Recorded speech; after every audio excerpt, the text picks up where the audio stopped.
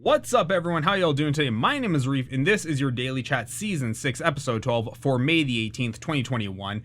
Only one story I want to talk about today, and that is the emerging story of Twitch streamer Amaranth, also known to some people, not many though, as Caitlin Siragusa. This streamer is wildly popular, well known for her DDR streams, her dance dance streams, if you want to call it that, cooking streams, pool streams, dog streams, and now, of course, being a very critical player in the new hot tub meta streams on Twitch. But we knew going into this, there was going to eventually be repercussions. Twitch has always had a flirtatious love-hate relationship with, I guess, what could only be described as skin streams, where girls dress up in bikinis or short skirts or yoga pants, what have you. This has been a love-hate relationship since I started in the industry back in 2014, when girls would do squats in yoga pants with no undergarments for subs. This has been a constant battle between the two sides, and of course you get a whole bunch of nobodies weighing in on their opinion, but there are one viewer Andys who don't matter at all, so we're just going to pretty much ignore them, if not outright mock them. But today Caitlin had a bigger problem arise, and she put this out on her Twitter feed that she was informed that Twitch had indefinitely suspended advertising on her channel. With the whole hot tub meta, we knew this was coming down the line. She was very well aware of it. She called it long ago. But the problem with this is not the actual suspension of her advertising.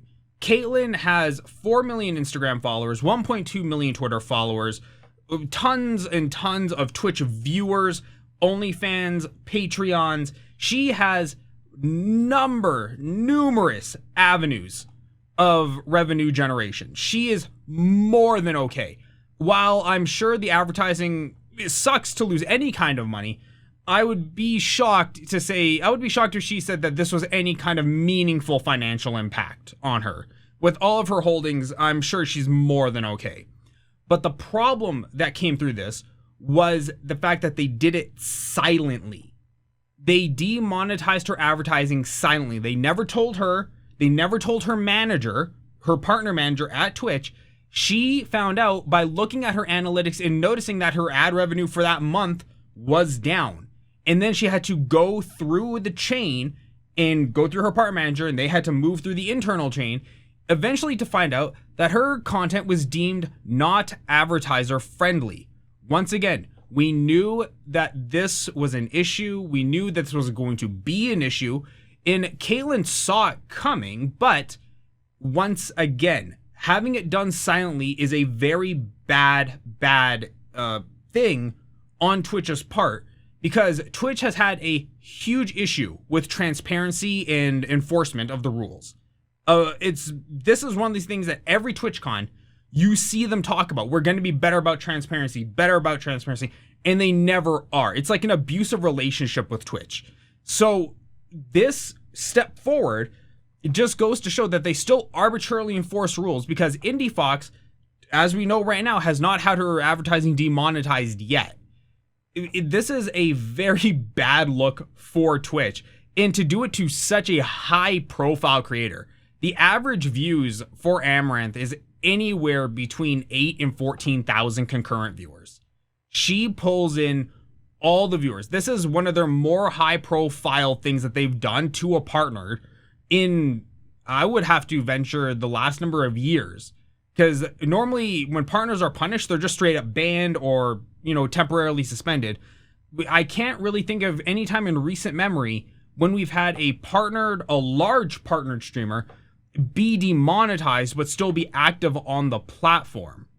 This also goes to show that you can't put all your eggs in one basket. We've known this forever. That's why she has Patreon and OnlyFans and all this other stuff.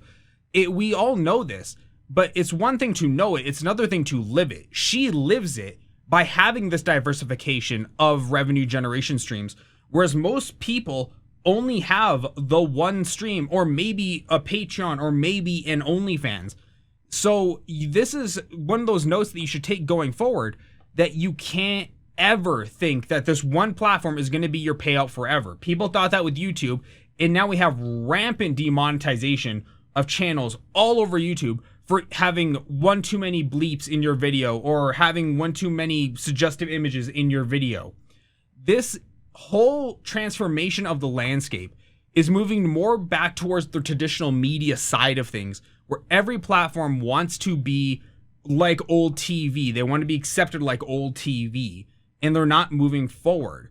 The one weird thing, though, is that these hot tub streams have brought in so many viewers to the platform. It has really, really seen an increase in the amount of concurrent viewerships across a lot of streamers' channels, and helped blow up a few streamers by just being hot tub streams.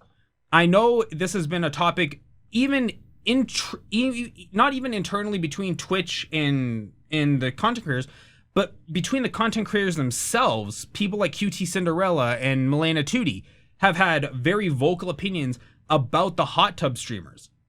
Look, no one is right one way or the other. Everybody has their own opinion about these things.